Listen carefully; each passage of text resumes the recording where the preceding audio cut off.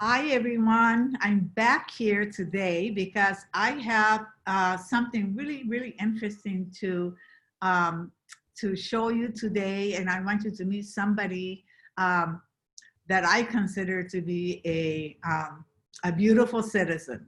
And my meaning of beautiful citizen um, are people who are doing beautiful things for our world, and they're generous, they're kind, and they are doing things daily to improve our world. And today, I have with me somebody really special from the organization I really believe in, and it's called Pasado Safe Haven.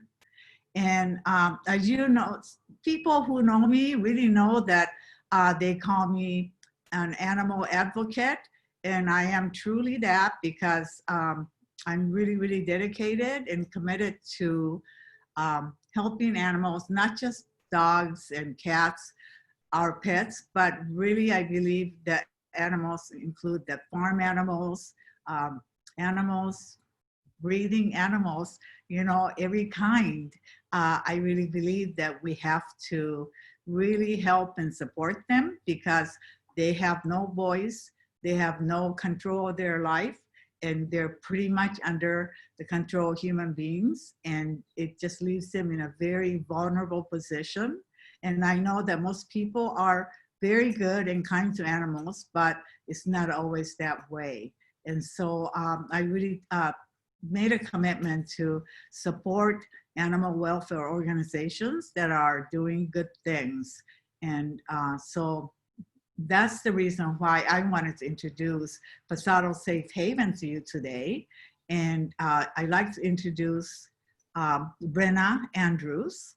And I'm gonna have Brenna tell you a little bit about herself, but so Brenna, can you just tell us, I know I invited you to come here and to speak with me, and we're just doing a conversation style, getting to know you kind of thing. And I like for you to tell my readers and myself what you do at Pasados and tell me a little bit about yourself. Yeah, so first of all, thank you so much, Kay, for having me. I know you mentioned that an animal supporter, an animal lover is a beautiful human, and I definitely feel that way about you, knowing that you are a longtime supporter of Pasado's Safe Haven. Um, Pasado's Safe Haven is an animal sanctuary, and our mission is to end animal cruelty. And we are looking at all sorts of animal cruelty. So dogs and cats, of course, but also farmed animals. We have about 85 acres, and that is home to about 200 rescued domesticated animals, so farmed animals and cats and dogs, and they've all been rescued from some form of abuse or neglect. One thing that's really amazing about Pasado's Safe Haven is we have a very holistic and rounded approach to ending animal cruelty. So yes, we have our sanctuary, which provides rehabilitation and a home to animals in need, but we also do our own investigations. We do spay and neuter clinics for low-income families for their pets. And then we also do advocacy and education, and that's what I do. So I am the senior manager of advocacy and education at Pasado Safe Haven, and I bring out groups of school kids to learn about animals, learn about how they can be change makers later on in their lives. So basically inspiring the next generation of animal lovers in our community. And then on the advocacy side of things, I help to write and pass laws in Washington state that make our communities better and safer for the animals that live there and are served there. So there's definitely two sides of my job at Pasado's Safe Haven, but both of them are very fulfilling and both of them are very important in terms of advancing our mission of ending animal cruelty. I myself have been an animal lover my whole life and was always searching for a career in animal welfare. And so I was very excited to find this position. I had also worked with kids in the past, so that was where a lot of my experience was. So this job is basically the perfect combination of my experience with working with kids and then my love for animals. It kind of brought the two together in a really fun way. Great. So Brenna, I have a question for you. You know, I've been out to Pasado Safe Haven, you know, a number of times, and one of the things that I was really surprised at was when I went out there, they I can't remember now if they gave me the address or not. Yeah, I think that I got the address, but when I got there, I had to ring the buzzer and wait for somebody to come and open the gate. And I was told that because there have been some incidents where people that were not welcome tried to get in, and the Pasados is very cautious and protect your sanctuary by really screening out people and who might possibly come and try to harm you or the animals or. Right, that's a really good question. So, Pasado's Safe Haven is a closed sanctuary. Of course, people can come visit, they just need to be pre approved and given our address. And the reason why we do that and have a gate and everything isn't to just keep people out and seem secretive. It's actually because we do our own investigations and we work with law enforcement on those investigations to help animals in need. And sometimes at our sanctuary, we have animals that are part of current cruelty cases, which means their case hasn't gone through a system of law yet. And those animals are actually, according to the police, considered live evidence. So these animals have not been released. Their case has not gone through. No one has had any conviction, but they need a place to stay while they're waiting for that court to go through. So we have animals at the sanctuary that we aren't allowed to share with the public, and we have to be very, very careful with how we work with those animals in terms of working with law enforcement and working under the law. So that's one of the main reasons why we have a closed sanctuary. And yeah, unfortunately, sometimes when people get their animals taken away from them for whatever reason, they're not happy about it. And they do sometimes try and get those animals back, and sometimes that can be in a threatening manner. So we have to be really careful about making sure that both the animals at our sanctuary are safe, but also the people who work there are safe too. Wow, that's amazing. You guys do some really serious work because I follow up on your emails and things on your website, and I've talked to your CEO, Laura Henderson, a lot. Mm-hmm. And I visited the sanctuary quite a bit, and I really know quite a bit about you guys. And I'm thinking about, gee, when did I really get to know Pasados? I think it was about 12 years ago. And it happened when I wrote this book called Yumi's Life Lessons. And this is a story about my dog, Yumi, who I was so fond of. And she taught me so many things about life. And she was so precious to me. And, we would often take a walk in the woods. And my question to her always is, God, you are such a lucky dog, Yumi, because I do everything for you. But how about those animals who don't get the care that you get? And he was always like, how can we help them? And it almost felt like she was talking to me. But unfortunately, she passed away at a young age of 4. And I decided to really write in this little book about what an animal could do for a human being. And I just know the title of this book is called Yumi's Life Lessons, How to Empower Yourself and Turn Every Day into a Happy Day. And it is really, truly, that's what she really did for me. And then I just couldn't believe why humans didn't appreciate animals as much as I did, or appreciate animals more. And I really kind of went on this personal mission to really try to get people to understand, the true value of animals in your life. And so then when I wrote this book, I think that somebody told me, I know what it was. Somebody donated money to Pasados under my name after my dog died. And I started to look into Pasados, and I found out what you do. And I thought, oh my God, this is just a worthwhile organization that I would like to support for the rest of my life. And so I gave 10% of the proceeds of all the books I sold to Pasado Safe Haven the first year. And then after that, I started to host a philanthropic fundraiser called Angels for the Animals. And it because I have a hair salon, and we have what, 900 clients that come through the door every day. And so I started to hold this big fundraiser, and the clients just fell in love with it. And then I would talk about the animals and show stories about the animals, and it just became such a fun thing to do. And we continue to raise money for 12 years now. And so that's the reason why I just really got hooked on Pasados. And then I remember, Brenna, I think about after the second or third year, I remember Pasado sent me a thank you card. And in that thank you card, it said, "Our animals call you angels for the animals." And Mhm. oh, that touched me so much. And then I couldn't stop doing it because I felt like, well, oh my God, I'm their angel. And so I changed the name of the fundraisers to Angels for the Animals. And that's just been the name of it ever since then. So yeah, and I'm just thinking that it just really means a lot to me in my life to have Pasados. And so so then, during this COVID-19, I really did worry about you guys, because I thought, oh my God, what will Pasados do now? I mean, how about the volunteers? I mean, how are the animals being taken care of?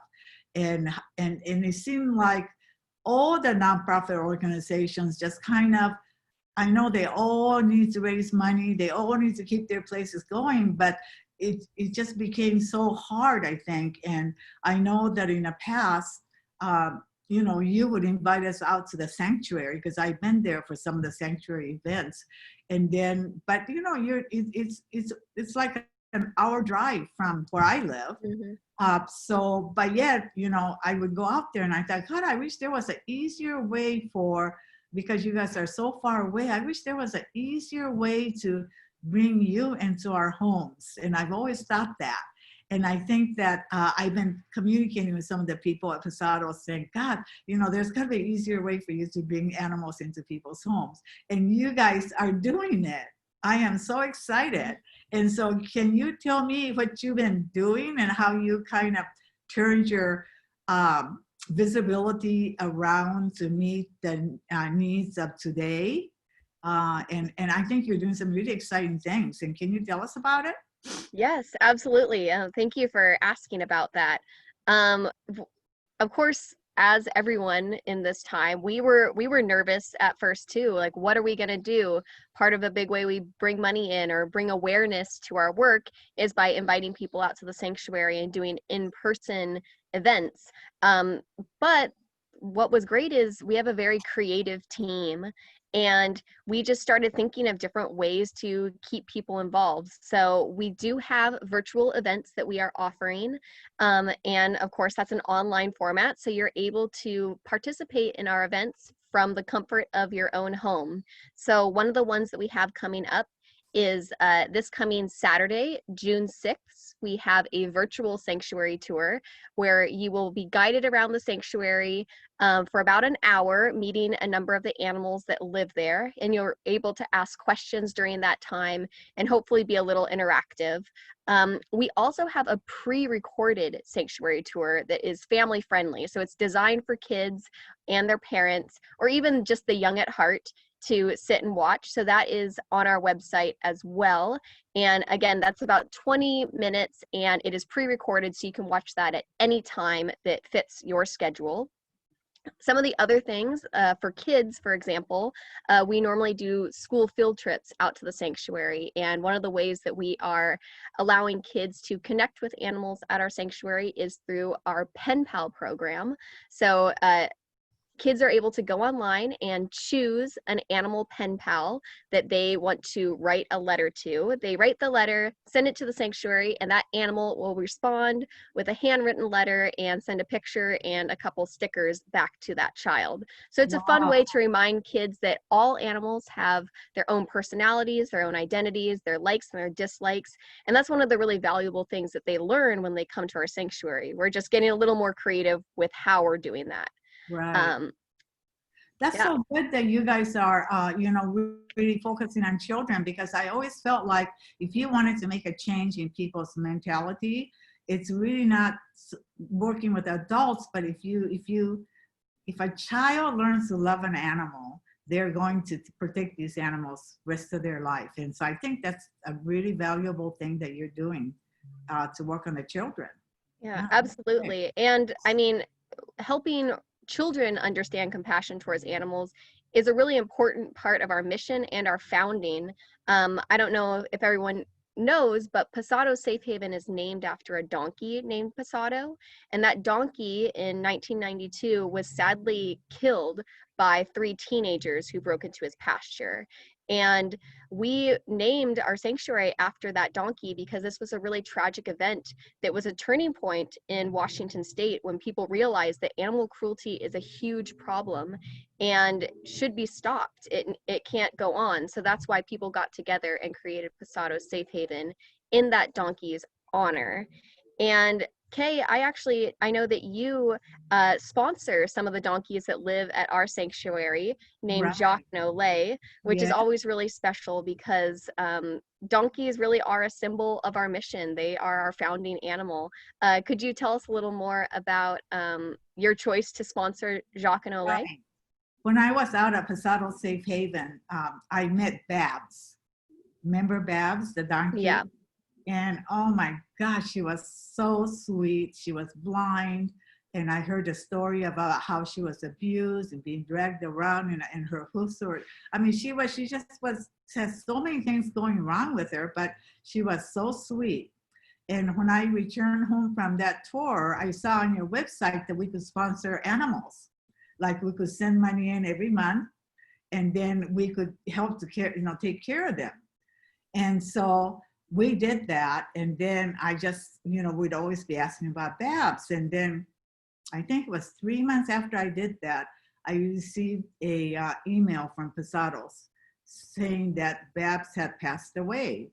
And my whole staff, I mean, we were just like, oh my God, we were crying. And so then I received another email that says, it's okay because you know what? We have two donkeys that Babs really mentored, and they were so close to Babs, and two more rescue donkeys, Jack and Olay. And would you like to sponsor them? Now that Babs is gone. And so I said, oh my God. Then all of a sudden, we just became really happy that we have two more donkeys. And we always show pictures of those Jack and Olay and our salon bulletin board so we don't forget them. And we always want our clients to know about them. And so they have a really big personality in our salon.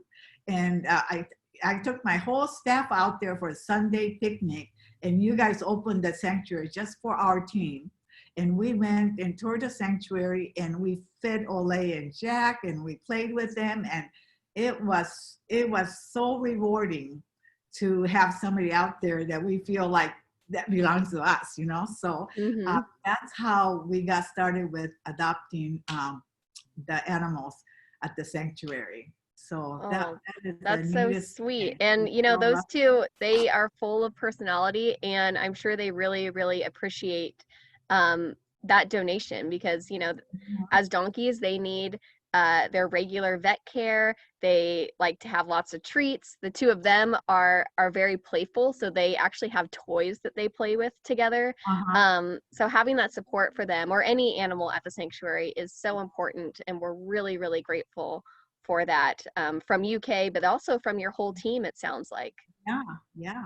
And they are so lucky because I was in Greece about 6 months ago, and I mean my whole trip was ruined because I saw how those donkeys were being treated, and it was just awful. I'm not going to go into it, but everybody wondered what happened to you. You're not happy anymore, and I'm going, oh my God! I said it just broke my heart. So I think donkeys, are really special to me now. So anyway, so Brenna, changing the tune here. Tell us about one of your special stories about a rescue animal. I know that I saw this dog with no legs, and he had to be carried around when I was there. But it's Hmm. like, tell us about one story about an animal that had a very happy ending.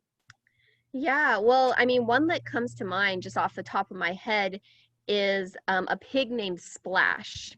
And we're talking a large pig, about 800 pounds. And Splash actually lived most of her life in the backyard of a small butcher.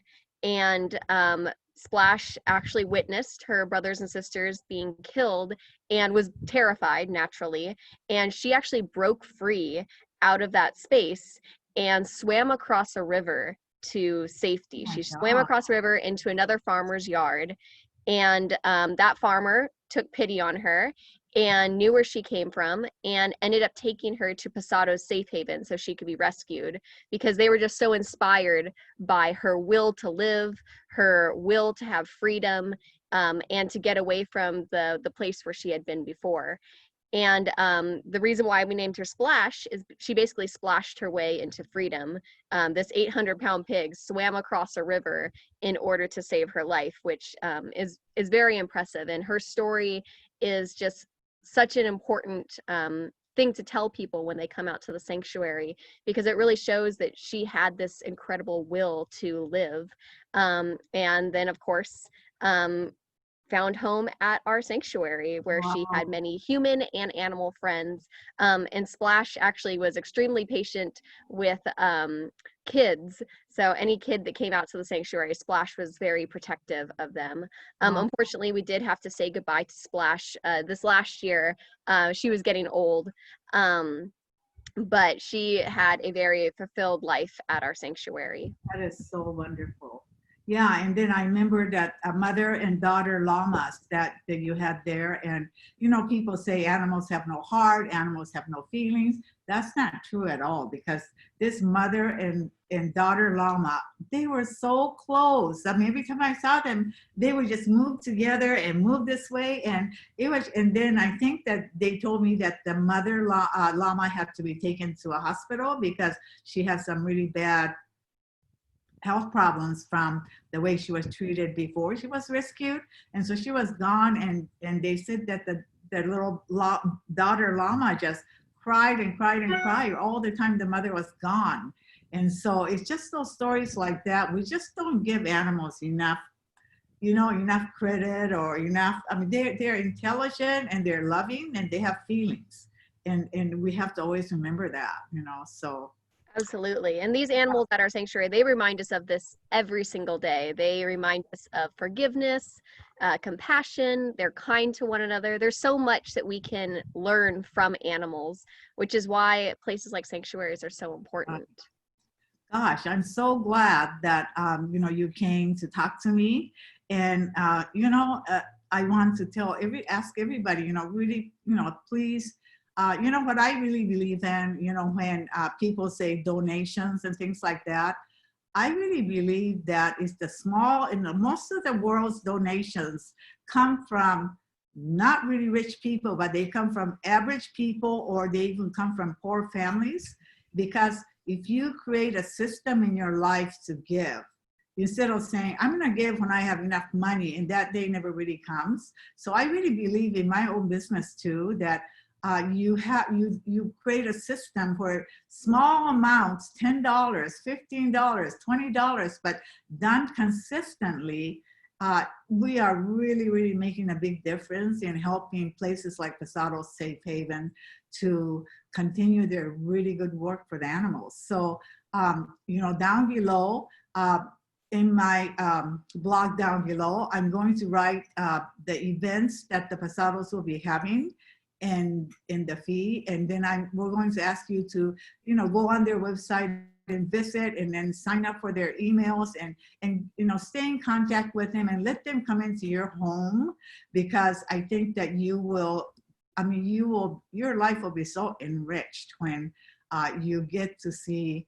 what Pasado Safe Haven is doing. So once again, Brenna, please tell us the dates, and then I will also write it down below too. And then I'm also going to post a little video about Olay and Jack, because we have one. I already have one, so you can see that too. So Brenna, tell us about, in closing, the dates. Yeah, so as I said, our next virtual sanctuary tour that is live will be next Saturday, June 6th, and that's 11 to 12 on that day. And then we also have a pre-recorded sanctuary tour on our website. Okay, great. Thank you so much. I really enjoyed talking with you, and I got to know you a little better, and I hope you got to know me too. So Yes. thank you, Brenna. Have a great day, and I'll see you out there as soon as things are able to move around and things are safe, become safe for us to travel. Thank Okay. you for having me. Yeah. Thank you. Bye-bye. Bye.